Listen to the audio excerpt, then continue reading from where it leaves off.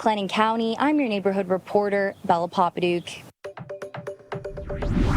And we're continuing to watch showers and thunderstorms work through central Texas this morning. Again, this is not severe anymore. We did have some gusty winds that approached 65 miles per hour earlier in Hill County, where they did have a gust close to that on Lake Whitney. Meanwhile, now the severe level has gone down, though heavy rain continues to fall, along with some gusty winds at times and some lightning. I think the biggest threat now is switching over to some flooding rainfall out of this, as we do have that heavier rain continuing to occur. The stretching of thunderstorms here from Freestone down through Limestone, Northern Falls County, the heart of McLennan County, as well as over into Coryell County, where we're having the heaviest rain this morning. That does include those of you in Waco. Heavy rain falling from downtown Waco down Highway 84. Hewitt, this is coming in waves too. You can tell there's a couple of gaps in between. That's telling me that these showers and thunderstorms are going to be coming in waves. We do have a view right now from the 25 Storm Wrangler. This from our photojournalist Doug Galler, giving a view of that as he's coming down Highway 84. This is going to be between McGregor and Hewitt at this time,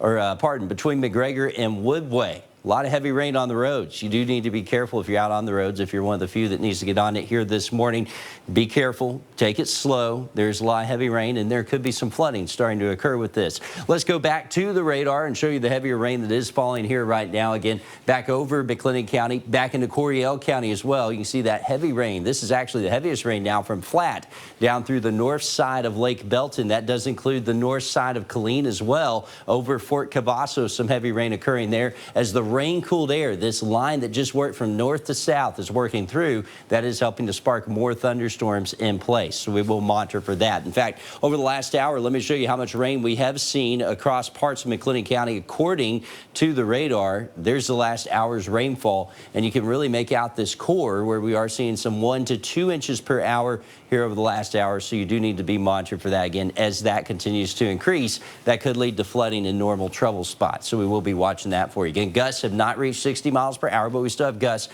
around 20 to 30 miles per hour. And with the heavy rainfall, a flood watch does continue here through Tuesday morning. Now, that rain-cooled air will likely set up a boundary that could affect shower and thunderstorm development later on this afternoon. We do expect thunderstorms to develop, but the strongest will likely be along and just south of that boundary, which is why I've shifted the scattered risk a little further south. Potential is there for help to the size of golf balls with the strongest storms, winds to 60, and yes, even an isolated tornado. That's this afternoon's activity, though. This morning's activity will continue shifting south, will likely warm into the mid-80s, and that's when we'll have to watch for thunderstorms to develop again later on this afternoon. These will be the hail producers if there's enough energy for them. This activity may rob some of that energy, but I still expect some hail out of these as we get on into the afternoon and evening hours. Eventually, that will shift out of here, but not before it brings heavy rainfall. In fact, potential is there for some 2+ totals, 2+ inch totals. We will have to monitor for that flooding here today and into tomorrow. That's when the flood watch does